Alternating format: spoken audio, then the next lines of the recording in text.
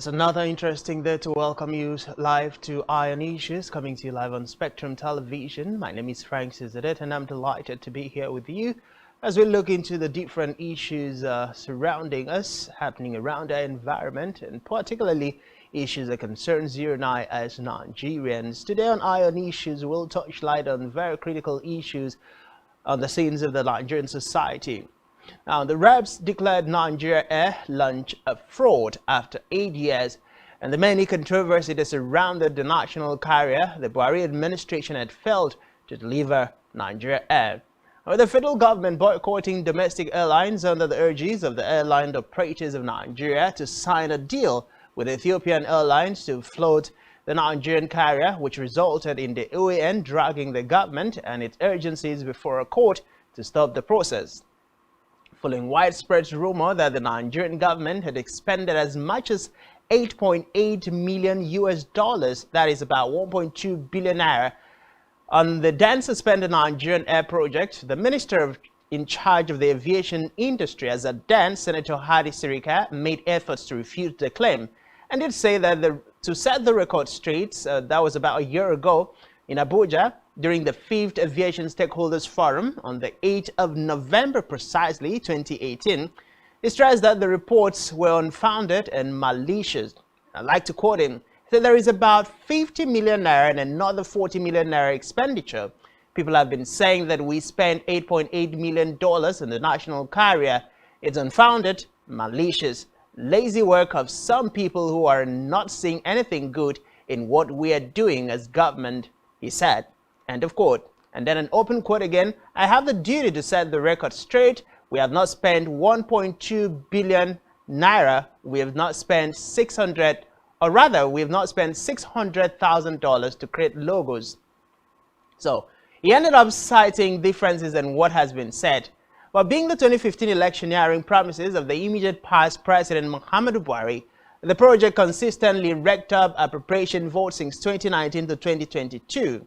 It summed up to about 14.65 billion naira, and in 2022, the federal government disbursed 6.25 billion naira on consultancy advisors. To cut the long story short, Nigerian Air, the nation's long-awaited national carrier, was introduced by the Nigerian government at the Nnamdi Azikiwe International Airport in Abuja, the country's capital territory.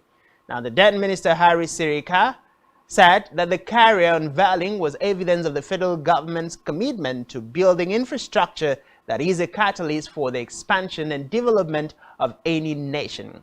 Shortly after, the immediate past Minister of Aviation, Senator Hadi Sirika, unveiled an aircraft supposedly belonging to Nigerian Air amidst pomp a week after the national carrier was yet to fly.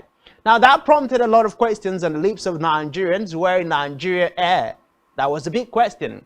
Some have even asked for the website of the Nigerian Air for them to book their flight tickets, which presently a lot of people have said is non-existent.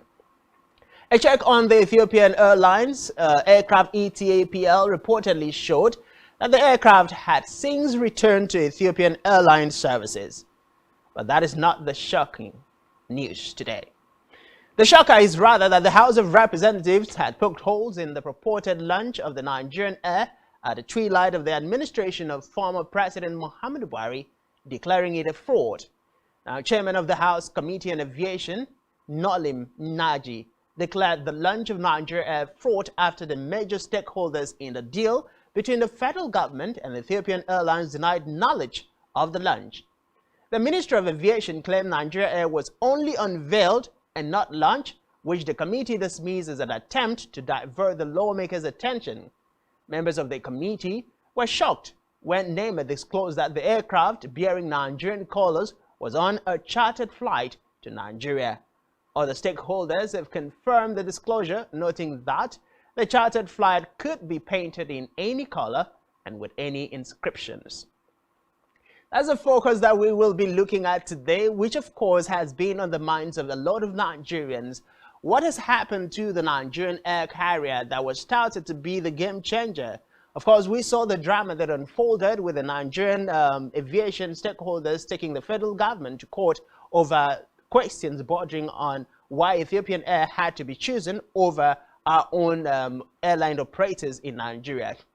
And moving away from that, in his inaugural address at the Eagle Square, Abuja on Monday, May 29th, the new president of the Federal Republic of Nigeria, Ahmed Bola Tinubu, declared that there would no longer be a petroleum subsidy regime as it was not sustainable. A decision many have commended, as they say phasing out the petroleum subsidy regime, which has been blamed for increasingly favoring the rich more than the poor, is the right step. But shortly after that, Nigerians went into panic buying, and subsequently marketers in the country started hoarding the product. The last straw that broke Nigerians and sent the TUC, the NLC, and other trade unions raising to the fight for justice, equity, and fairness was the official adjustment of the pump price of petroleum product in its reaction to the new development.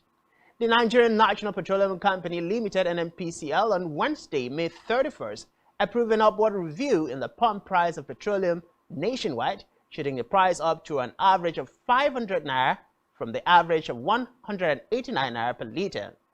The approval took effect from Wednesday, 31st May, and the NNPC said in its circular. Now, the pronouncement was trailed by panic buying and gridlock across filling stations in many parts of the country, even as regulatory bodies called for calm amid the chaos. The attendant consequences were reflected in the skyrocketing prices of goods, essential services, and food items as Nigerians grappled with the ripple effect of the government decision on fuel subsidy removal. This is yet another issue that we cannot overemphasize, and of course, our very focal today will be on ICT, the digital economy space, and the question of job creation for the Nigerian teaming society. And my guest will be Udwak Inwang, joining us all the way from the USA. Issue.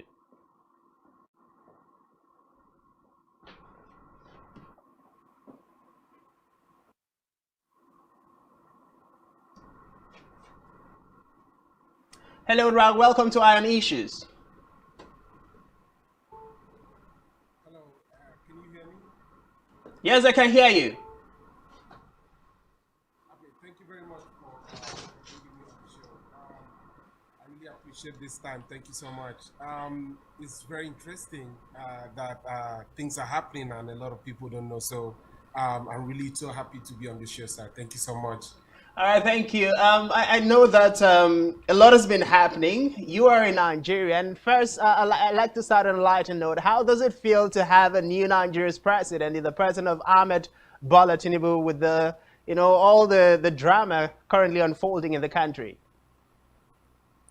Yes, it's interesting because the sectors that we are really going to focus is really interesting. Nigeria is taking a new step, and we are developing so far so good, and we are experiencing a lot of investors are coming into Nigeria, and the ICT sector as a whole is also taking a new step. I believe that with uh, with the regulations that the president is going to bring in, that is not going to be very detrimental to entrepreneurs. It's going to help other investors who would like to invest in Nigeria to also come in. And if you look at, when we talk about the ICT sector as a whole, it takes up a whole lot of space, right? It contributes a larger amount to the GDP growth of Nigeria, and it will really benefit if the president matches the word with actions to really make sure that laws are in place that will favor not only people in power who are able to also go into businesses, but the common man in the street as well. Okay, now you're starting off with on the side of hope, which of course is in line with President Ahmed Bola Tinubu's decree to all Nigerians, a new era of hope in the expected potentials of what we can achieve as a people. But let's come down to the focus of our discourse, the ICT sector. One of the key challenges bedeviling the Nigerian society is the problem of unemployment. And over time, the government have stressed that government cannot employ all of its teeming populace who are in need of job. Now, in his inaugural speech, President Ahmed Bola Tinubu did say he was targeting creating 1 million jobs from the digital space. First question, is this achievable? Is this attainable?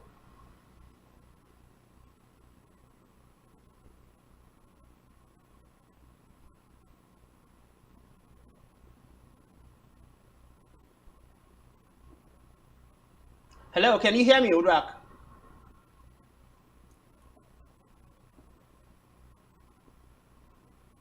Okay, we seem to be having some technical, challenges there, but as soon as we can get Urak Havel back, we'll continue with our conversations.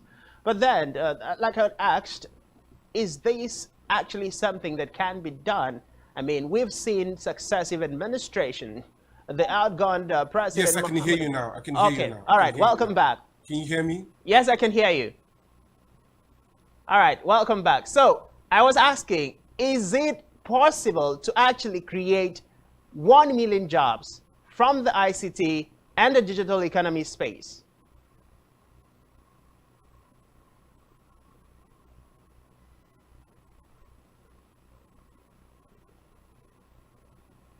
Hello, Dua, can you hear me? Okay, seems the Okay. network in Nigeria is Okay. doing some things to us. Yeah, can you hear me?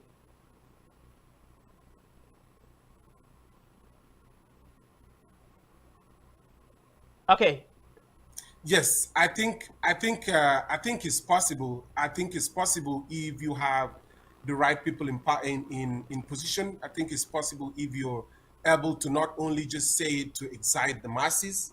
I think it's possible if you're able to also create an enabling environment for the people to come in and invest, like I said earlier. And we can see by the president opening up borders for trades to go on, we can see that he's also trying to think in such a way that other presidents did not think. I think that it will help a lot of investors, and someone like the vice president, who is also having a company, who would also open up opportunities for a lot of people.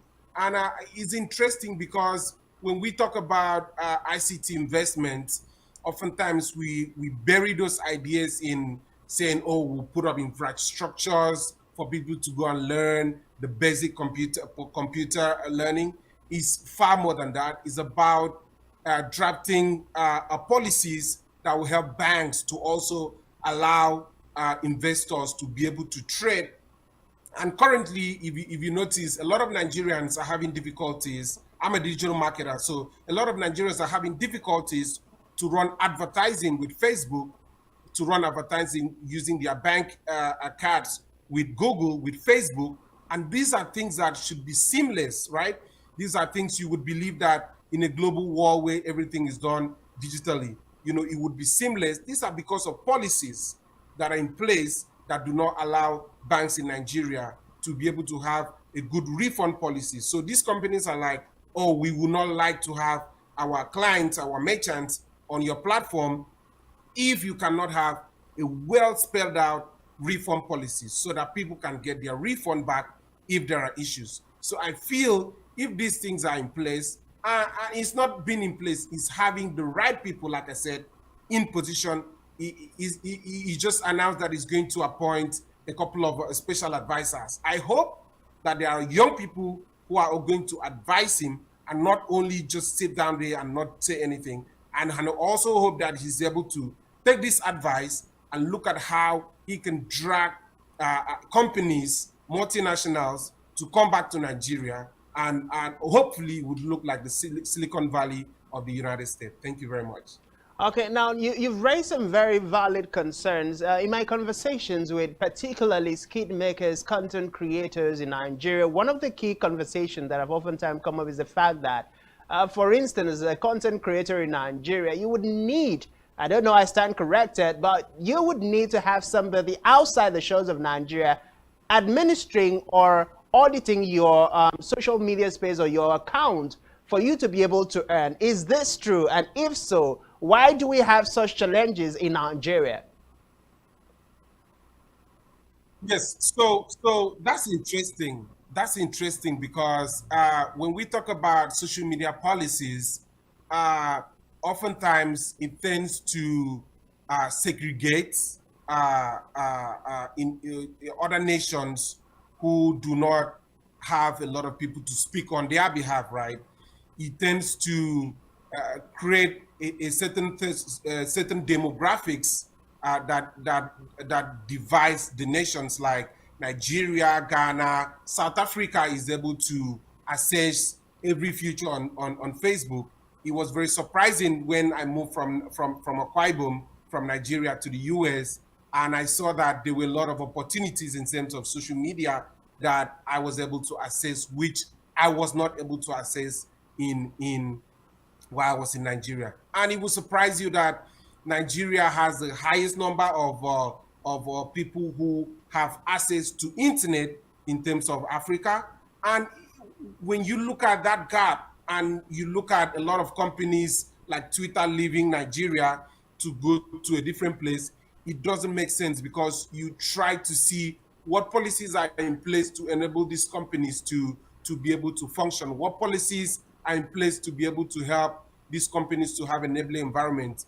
Why are things moving out from Nigeria to other places? Why are they not staying in Nigeria? So I feel that these companies would come back by the grace of God and see that there's opportunities, not just there's opportunities, there is also a better environment for them to coexist and give these futures to Nigerians, especially content creators, who will able to also own their content, and not only own their content, also have other agencies who will help them to stay on this platform and not get demonetized. Because oftentimes the problem is that this platform look down on them, even if the content they create is helping these platforms to make millions of dollars, but this platform do not really recognize their content, do not know where they come from, do not know the particular language to aggregate this content to help them to be seen more on their platform. The algorithm doesn't even understand most of our dialects. So that's something research that should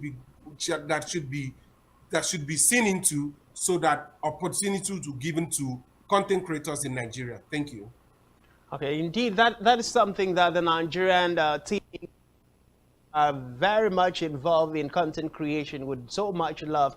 But in this regard, what can the government do to ensure, apart from policy making, because it's one thing for us to have policies put in place, is another thing for us to have implementation. And then it is yet another thing for the youths themselves to know of these different channels and opportunities that are available. So on the whole, what do we need to do going forward to be able to assess all of these opportunities that you've so enumerated? It's interesting. It's interesting because other sectors of the economy in Nigeria, when it comes to ICT, are really moving ahead, and oftentimes when we understand, like I said, ICT, we always bring our mind back to just being computers, right? We have to make sure that in school there are curriculums set in schools that will help uh, your nephew who is just in primary school to be able to understand the basic computers, right? Those things will help to develop their mindset. When they come out of jobs, they'll be able to say, okay, this is what I'll decide to do. I work with a client in a company where a child from Germany, a 12-year-old from Germany is able to, be able to operate computer, do coding. And it's interesting when other sectors are looking at education as just going to school and just finishing, right? There should be priorities set for people, young people in Nigeria who will be able to access basic computer skills, and not just basic, be able to understand that it's not just being literate in computer. There are other sectors, there are other things that will boom the economy that the government should also look into, which will also benefit the economy. Thank you very much. All right, let's come down. You've mentioned consistently that it's not just about having the basic computer knowledge. And of course, when we talk about ICT in this side, everybody literally just look at you with a desktop computer or with a personal computer, and then you just know how to type and maybe did a few things, and that's all there is to it. But you've also mentioned coding. So I'd like for you to throw more light on the different aspects of ICT that we can also focus our attentions on.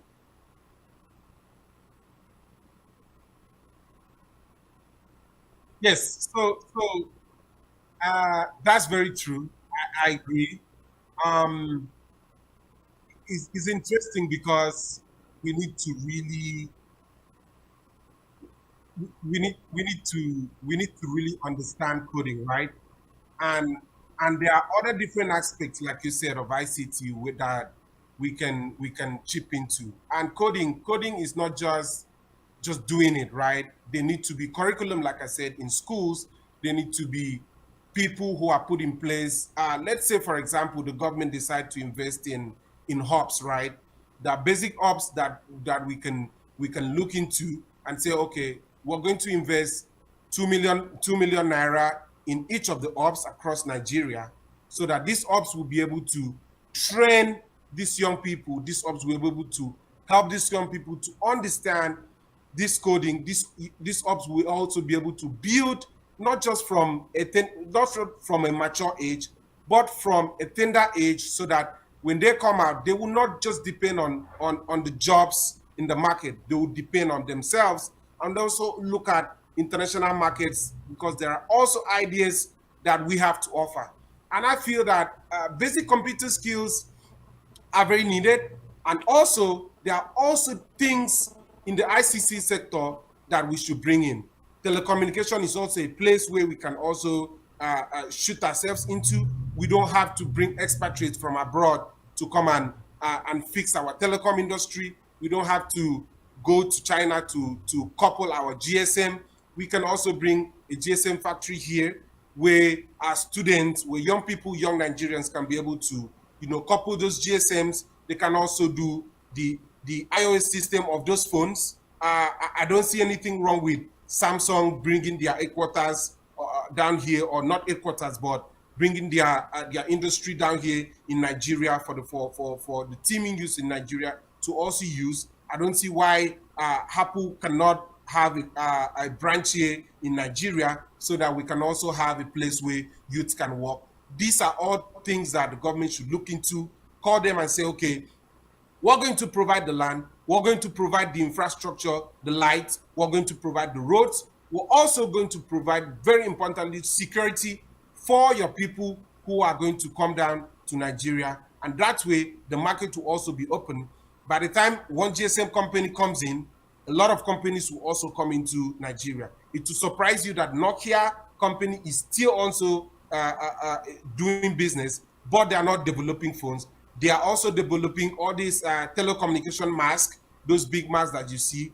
Nokia are the one producing that. We can also have those things made here in Nigeria, and we have all those things. We can make all those things here in Nigeria and make sure that the youths benefit from all those things. Thank you very much. These are very beautiful things that we'd love to have it happening in Nigeria, having all of these multinational corporations coming down. Their presence will definitely do a lot in terms of taking a lot of Nigerians off the streets, those who are not gainfully employed, or those who are seeking to advance in the aspect of the different skill sets that you've listed so far. But there is another concern. Now, the concerns is that most of the employers presently are complaining that sometimes you have graduates, coming out from the universities, from the polytechnics. They have the certificate, but they don't have the requisite, skill set.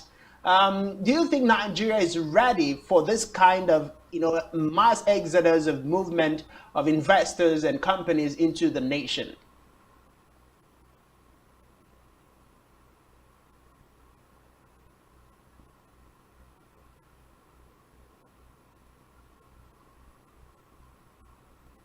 Do you think, can you hear me? Okay, I think we have another network glitch there, but this is Iron Issues, in case you just joined us, coming to you live on Spectrum Television.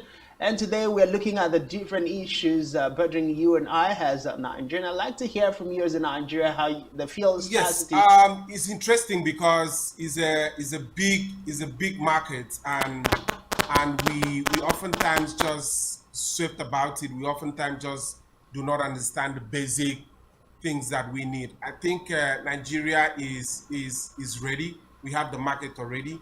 We have the infrastructure. Is for us to sit down and look at what we should eliminate. Is for us to sit down and look at what we should add.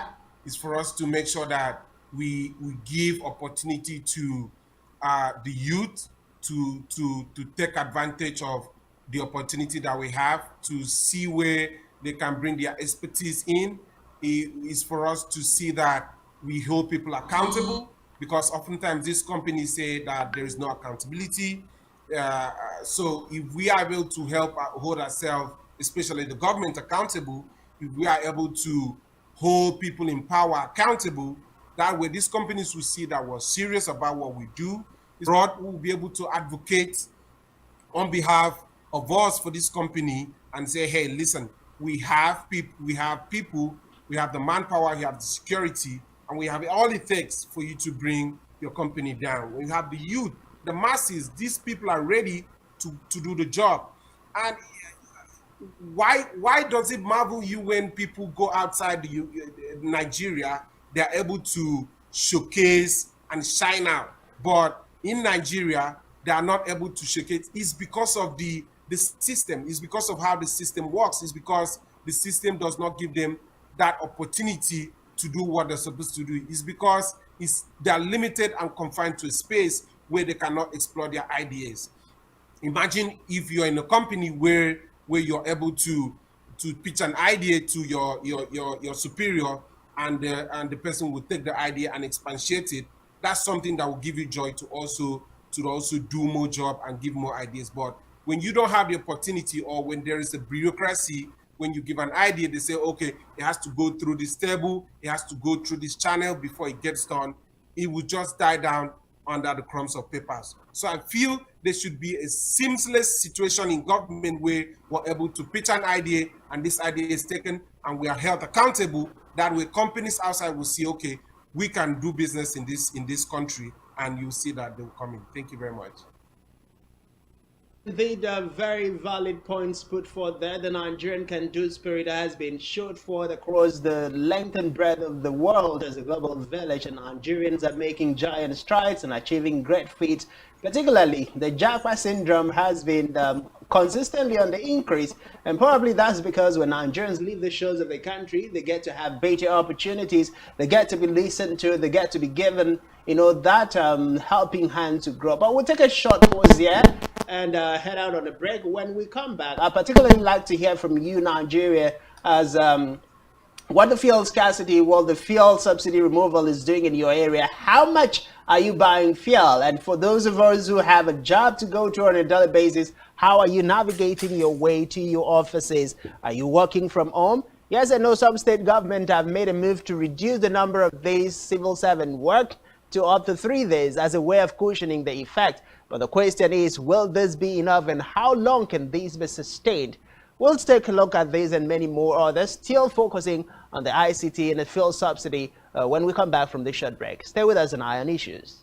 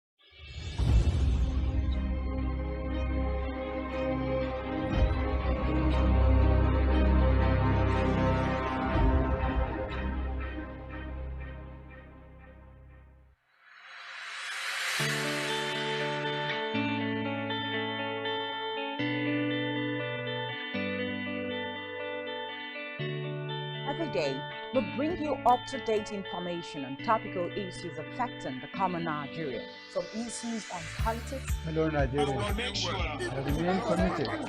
Security,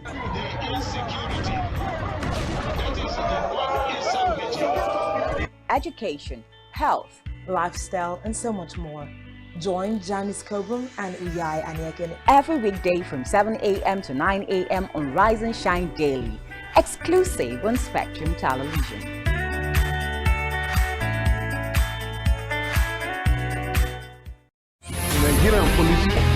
the only one allowed by grossly abused.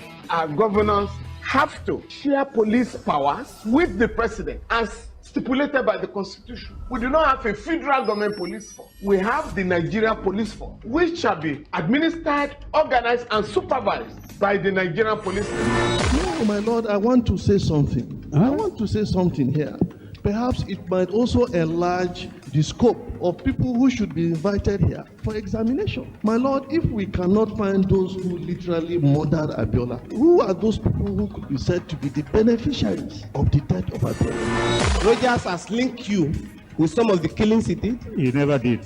He linked you with the attempted murder of Hebrew. He did not. My lord, the matters council is leading the evidence in our matters. Is this an adversary proceeding? It's not, my lord, but we can't be talking about cases which are in court, Is my lord. this an adversary proceeding? It's not, my lord. These cases are in court, my lord. I'm just reminding your lordship. My lord, sorry, my lord, I think I'll be in cross-examination. Legally Speaking, a program that deals with legal issues and questions we face as citizens of this amazing country, Nigeria. Legally Speaking. Join us every Friday from 5 p.m. to 6 p.m. for Legally Speaking.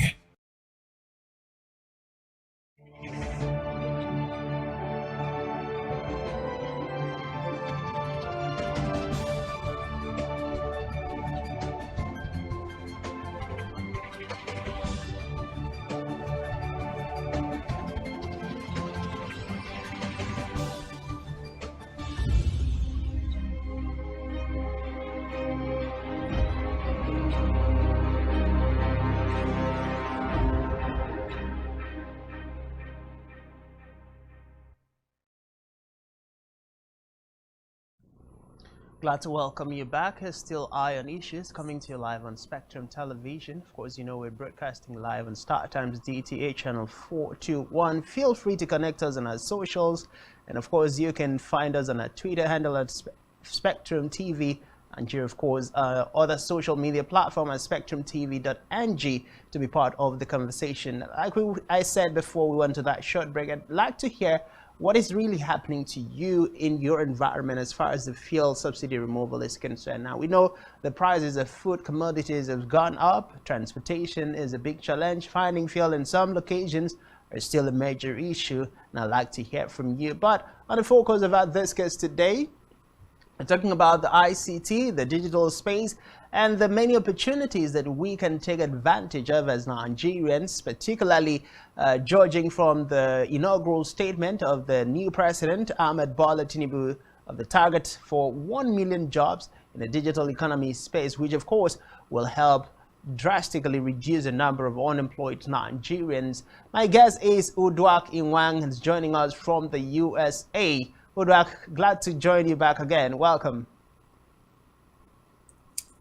Thank you very much. I'm so happy that this sector is being created, and unemployment is very, very important for us to look into, and oftentimes we do not understand. So thank you very much for opening this channel for us to talk about ICT and understand what we need to do as Nigerians, as a nation. And matching words with actions, like I said earlier, involves just doing the right thing and understanding that we're not going to move. A lot of people just believe that we're going to move from where we were to a higher place. Things are just going to change overnight. It's going to take time for us to develop ourselves. It's also going to take time for the government to really, really understand what they need to do. It's also going to take time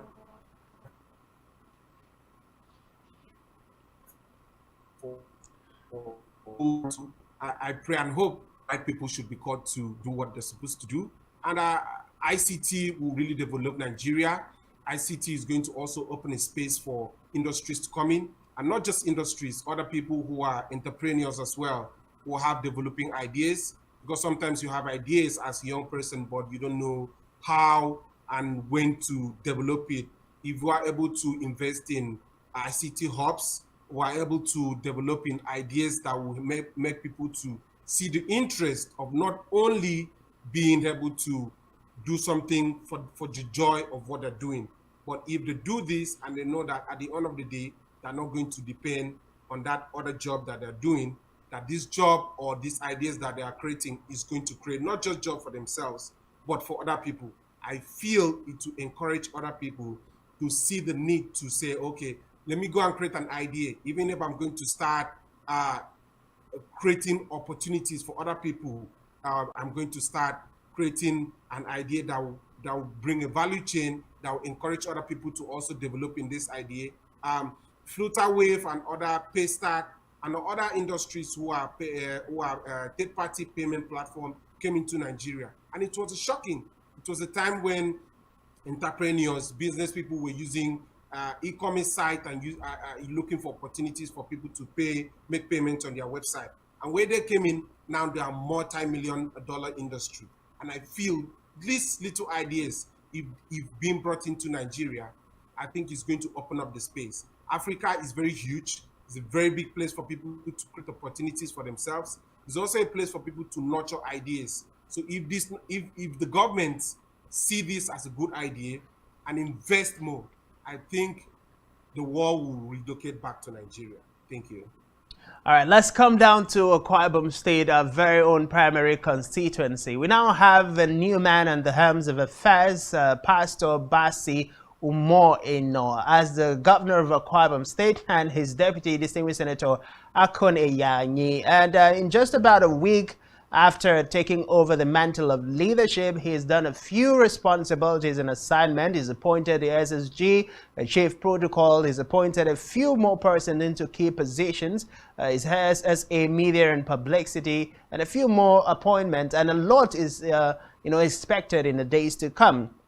But one of the announcements that he has made that has been greeted with a lot of commendations, particularly from the younger generation, and of course the older generation, is the fact that this year's Christmas Carol, he did say, going forward, will focus on building Akwa Ibom talents. So no longer the era of, paying millions to bring in artists, but rather we'll focus that money on building our own brands and sending them outside for people to also see and appreciate. Now, a lot of people have said this will also, be follow suit in the other areas as far as building our own talent and creative industry, as well as the entrepreneurs are concerned, because he said this is in line with his Arise agenda. I'd like to get your comment and reaction as an Akwa Ibomite who have seen what has been happening in this past. Yeah, thank you very much for bringing that in, because it's a new, like the governor recently said, it's a new era, and a lot of things and changes are going to are coming. As an Akwa Ibomite, I've been very keen to listen. I've been paying so much attention on what he's saying, and I feel the governor will be able to match his word with actions. And the Christmas Carol is a very important event that Akwa Ibomites have been very proud of over the years. Akwa Ibom still hold the world record of having the largest choral singers in the world. And I'm very sure that we are going to sustain what we've been doing, and changes need to happen in as much as we encourage bringing international artists. A lot of these artists a lot of people do not really know these artists. Some of them just fall in love with them at the venue. And one thing that I love the government usually do is giving the opportunity for people in the local communities to come into the stadium and enjoy these events. And to surprise you that my auntie in the village where I come from is usually part of the events at the stadium. And this creates a sense of belonging between the government and the people. And if the local artists are being brought into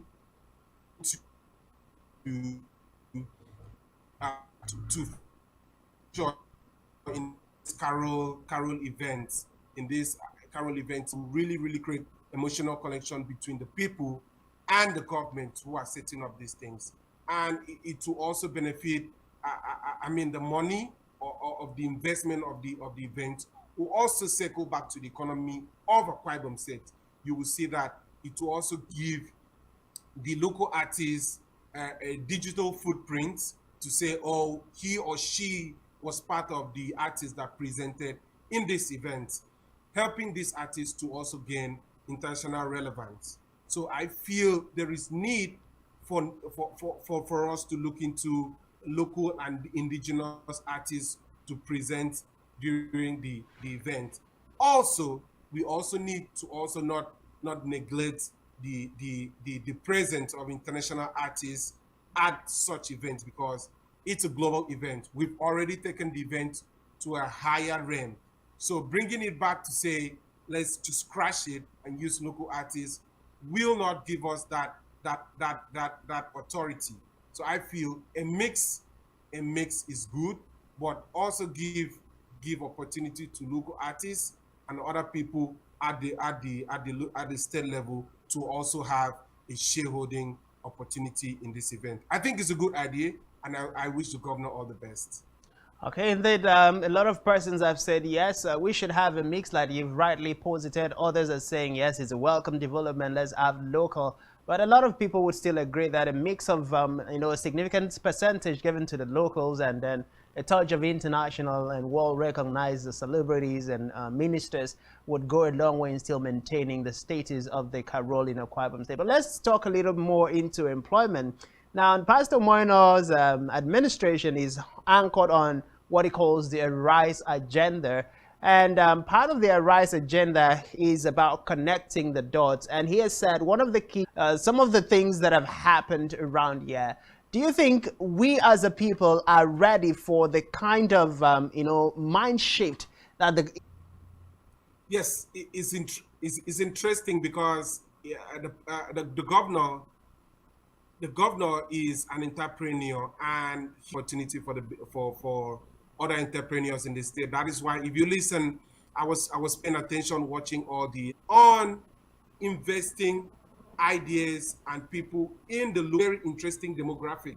If you look at it, it's a very interesting demographic in the sense that these are people who inject so much money, so much revenue into Akwa Ibom State.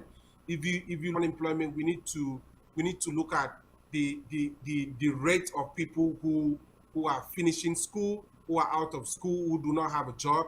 It's not the rate of people who applied for jobs and did not get it. There are a lot of people who are also having jobs that are remote in Akwa Ibom State, that are outside the country, that are outside the state. And if we invest so much in making sure that we create an enabling environment to helping small business owners, I think the governor have the right idea in looking at that target audience. I also think the governor is also in the right place of appointing the first economic advisor to also help him to advise him on what to do. And overall, like I always say, it's about having the right people in place. It's not just saying, oh, this person contributed to my campaign, this person did this for me, that is why I have to give him the opportunity to be in my cabinet.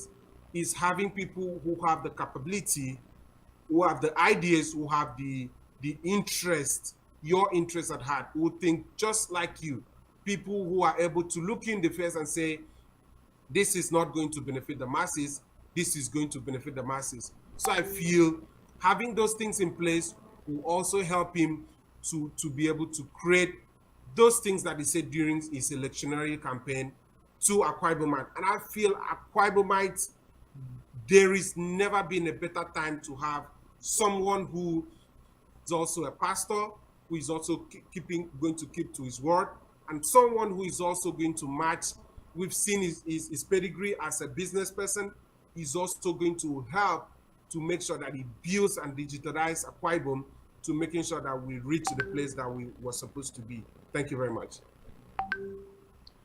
All right, it's about time, and just looking up, I've been reminded my time is almost running up. But before I let you go, Uduak, let's have you give a parting word to Akwa Ibomites and, of course, the Nigerian government and the state government as far as job creation and the opportunities, relevant in the ICT subsector and the digital space are concerned in terms of parting words?